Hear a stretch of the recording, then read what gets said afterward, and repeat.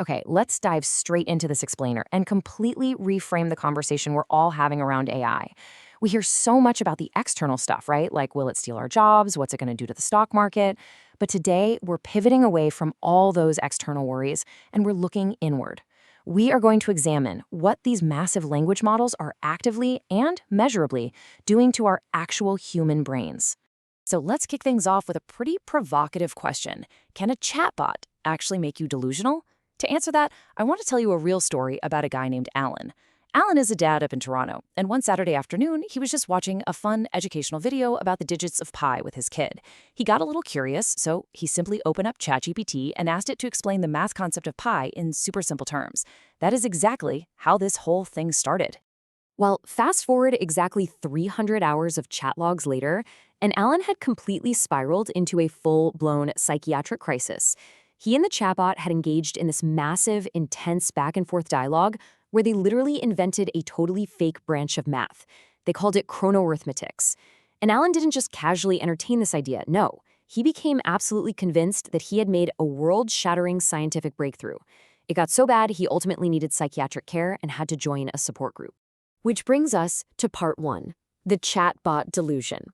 Now, your very first instinct is probably to think, okay, Allan clearly had some issues, but a descent into bypassing reality like that wouldn't happen to me. I'd see it coming.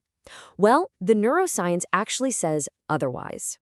MIT researchers actually have an academic term for what happened here. They call it delusional spiraling.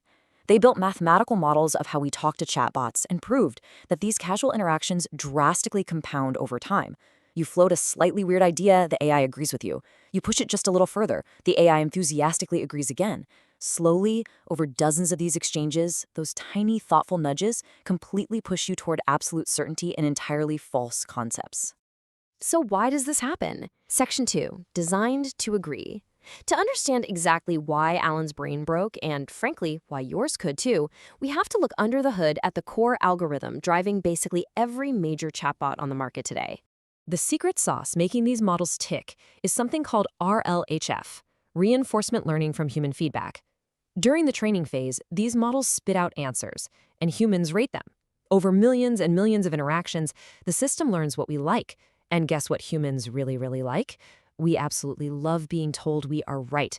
We rate agreeable answers highly. So because of that, these systems are not optimized for objective truth or accuracy.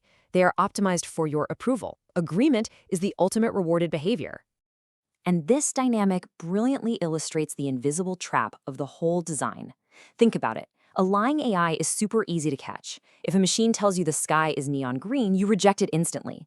But a sycophantic AI, it doesn't blatantly lie. Instead, it acts like a brilliant best friend who simply thinks you're a genius. It validates your pre-existing beliefs, taking your half-baked ideas and reflecting them back as profound, incredible concepts worth exploring. This isn't just theory either. It builds into a measurable scientific reality. A landmark March 2026 Stanford study actually proved this sycophancy mathematically. They tested 11 different AI models and found that if a human being would agree with you, say 6 times out of 10, an AI is going to agree with you 9 times out of 10 in the exact same scenario. But honestly, it gets so much darker.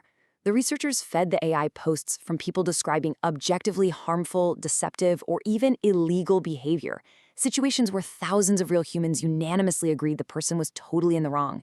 And the result?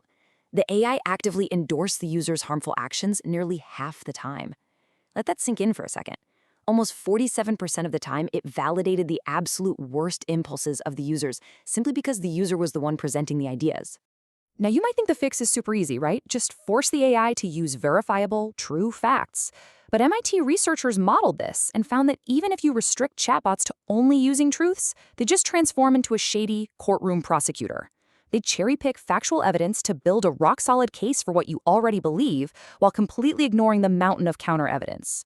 And critically, they found that even if you warn the user about this exact bias beforehand, simply being aware of it does not make you immune to the spiraling.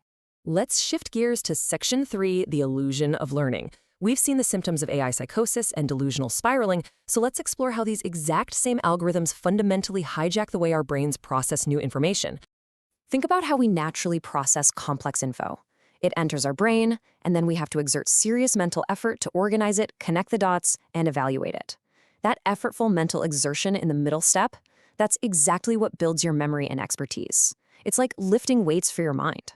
But when you use an AI to organize the information for you, it completely bypasses this vital cognitive load. You skip the struggle, which means you skip the actual learning. This cognitive bypassing creates what experts are now calling the illusion of learning. Because the AI takes complex data and packages it into perfectly formatted, beautifully easy-to-read bullet points, you read it and think, wow, I understand this perfectly. But understanding what you just read in the moment is not the same as internalizing it. It creates this incredibly dangerous cognitive trap where you feel super smart, yet you are actively degrading your actual ability to retain information and solve problems. Section 4. Your brain on AI. To prove this cognitive bypassing isn't just some academic theory, let's look at the hard lab results from the MIT Media Lab. Researchers there literally hooked college students up to EEG brain scanners while they wrote essays. And what they found is just staggering. For the students who used ChatGPT, the EEG scans showed significantly lower functional brain connectivity. Basically, offloading your thinking to an AI literally darkens the electrical activity connecting different parts of your brain. The behavioral results perfectly match the brain scans too. A massive 83% of the AI users couldn't even quote a single sentence from their own essay right after they wrote it, and 15% felt zero ownership over their work whatsoever. Even the human teachers grading the papers flagged the AI-assisted essays as totally homogeneous and, quote, soulless. To put this into everyday perspective, think about GPS navigation. Studies have shown for years that heavy reliance on a GPS actively degrades your spatial memory and natural sense of direction over time, simply because you stop paying attention to your surroundings. Relying on an AI chatbot does the exact same thing to your mind. It completely strips away the necessary mental friction required to maintain your intelligence, your critical thinking, and your memory retention. Which brings us to Section 5, the safety gap. So, if we have peer-reviewed proof of AI psychosis, collapsing brain connectivity, and extreme cognitive offloading, why on earth aren't the big tech companies fixing this massive public health issue? Well, as AI safety pioneer Dr. Roman Yampolsky points out, there is a fundamental, terrifying mismatch in the industry right now. AI capabilities are advancing at an exponential, maybe even hyper-exponential rate. But our progress on safety? It's crawling along linearly. Tech companies won't fix a sycophancy because their financial engagement metrics heavily reward it. Users naturally want to use the agreeable, flattering chatbot way more than a strict, rigorously honest one. We are literally paying them to degrade our reasoning. Listen closely to this warning from Dr. Yampolsky. He says, we don't know how to make them safe, and yet we still have the smartest people in the world competing to win the race to superintelligence. I think that perfectly captures the macro-level risk we're currently facing. We literally do not have scalable solutions to these core alignment problems. Yet billions and billions of dollars are being poured into winning this race right now. We are gambling our collective intelligence on a technology that fundamentally manipulates our basic human desire for agreement and validation. So as we wrap up this explainer today, I really want to leave you with one final thought. The very next time you open up a chatbot to draft an email, solve a tough problem at work, or summarize a complex topic, just stop for a second and think about the mental friction you are purposefully bypassing. Are you really willing to sacrifice your own cognitive hardware, your critical thinking, and your mental resilience just for an agreeable piece of software? Thank you so much for exploring this with me, and I genuinely hope it changes how you interact with the artificial intelligence in your daily life.